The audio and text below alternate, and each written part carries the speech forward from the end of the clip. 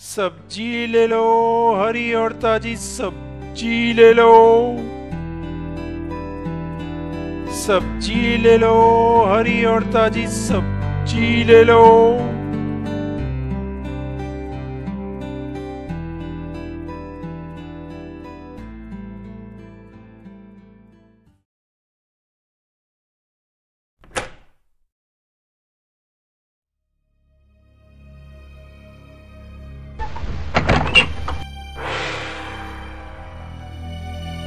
आज क्या हो गया है?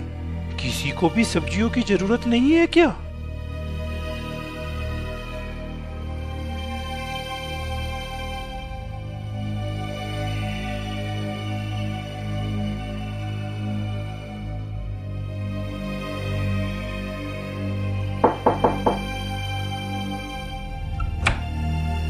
नमस्ते दादी माँ, आप कैसी हो? आज सब्जी नहीं चाहिए क्या? मोहन, तुम्हारा बेटा कैसा है? वैसे अब कोई भी तुमसे सब्जी नहीं खरीदेगा यहाँ पर। क्यों, क्या हुआ? हम तुमसे महंगी और वो भी घटिया क्वालिटी की सब्जी क्यों खरीदे? क्या? हाँ, तुम्हारा साथी गोपी तुम्हारी तरह ताजी सब्जियां नहीं लाता था। वो तौल में भी गड़बड़ी करता था। हमें सही मात्रा से बहुत कम सब्जी मिलती थी। क्या? मैं इस बारे में कुछ नहीं जानता था। मुझे माफ कर दीजिए दादी माँ, आज से ऐसा कभी नहीं होगा। मैं ही सब्जियां बेचने आऊंगा। मुझे तुम पर विश्वास है बेटा, तुम एक अच्छे इंसान हो। लेकिन दूसरों का क्या जो ठगा हुआ महसूस करते हैं, तुम फिर से उनका विश्वास कैसे जीतोगे?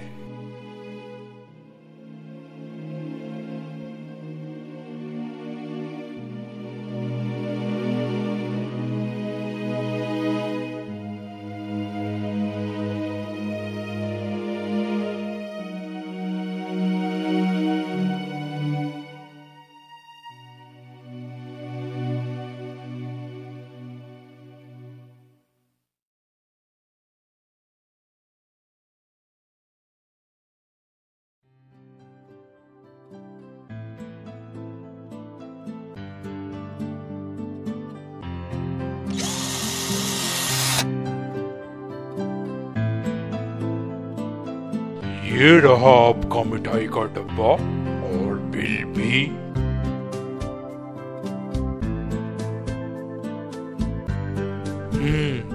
यदि मैं भी ऐसा करूं तो मैं अपने ग्राहकों का विश्वास फिर से जीत सकता हूं और हो सकता है नए ग्राहक भी मिल जाए।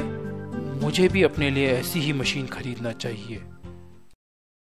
सब्जी, हरी और ताजी सब्जी, एकदम नए तरीके से।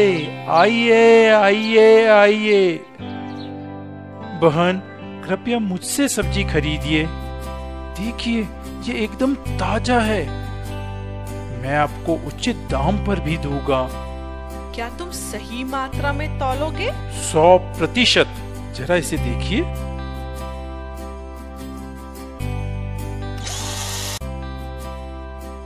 बहन, यह रही आपकी सब्जियां और यह आपका बिल।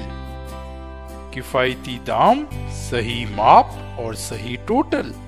हाँ, मैंने देखा। अच्छा हुआ तुम वापस आ गए। दादी माँ, यह रही आपकी ताजी सब्जियां और यह रहा आपका बिल। अरे बेटा, मुझे तुमसे बिल नहीं चाहिए।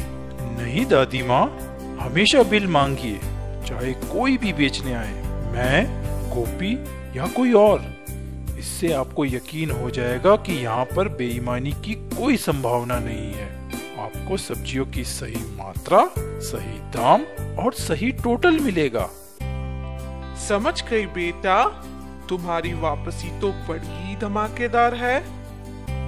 और फिर मैं हमेशा यही सोचता रहा कि अपने व्यापार को आगे बढ़ाने के लिए मैं और क्या कर सकता हूँ। फिर मुझे एक विचार आया कि यदि ग्राहक मुझे मेरे मोबाइल पर फोन करे तो मैं अपने सहयोगियों की मदद से बिल के साथ पैकेट बंद सब्जियां उनके घर तक पहुंचा सकता हूं। इससे कोई सहयोगी बेईमानी भी नहीं कर पाएगा। और मेरा यह विचार काम कर गया और जल्दी ही मेरे पुराने ग्राहक और कई नए ग्राहक मुझसे सब्जियां खरीदने लगे। मैंने फिर से विश्वास जीत लिया क्योंकि मैं सब्जियों के साथ विस्तृत बिल भी दे रहा था और मेरी तौल मशीन एकदम सही थी। अब कोई भी बेईमानी नहीं कर सकता था।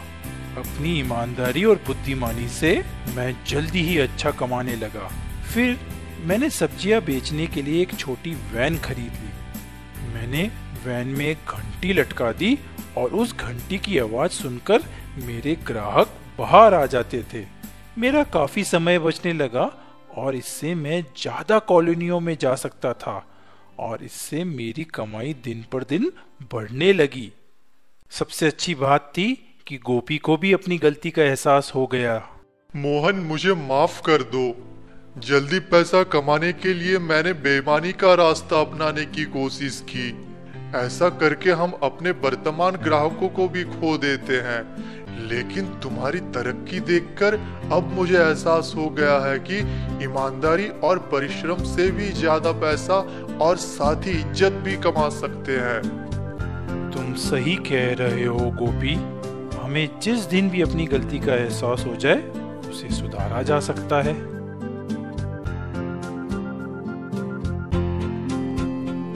फिर मेरा व्यापार बढ़ने लगा। कुछ सालों बाद मैंने 2 और वैन खरीद ली जिनमें ये मशीन लगी थी। जल्दी ही मेरे पास सब्जियां बेचने के लिए वैन का कारवां था। आज तुम देख रहे हो कि मैं इस इलाके का सबसे बड़ा सब्जी व्यापारी हूँ। लेकिन भाई, ये सब एक दिन में नहीं कमाया है। आज मैं जहाँ पर हूँ वहां तक पहुँचने के लिए मैंने कड़ी मेहनत की है। मैं समझ गया हूँ। आगे से मैं भी आपकी तरह कड़ी मेहनत करूँगा और जिंदगी में कुछ बनकर दिखाऊंगा। तो आज से ही शुरुआत क्यों नहीं करते? मेरी दुकान के बाहर की सफाई कर दो। इसके लिए मैं तुम्हें 10 रुपए दूंगा।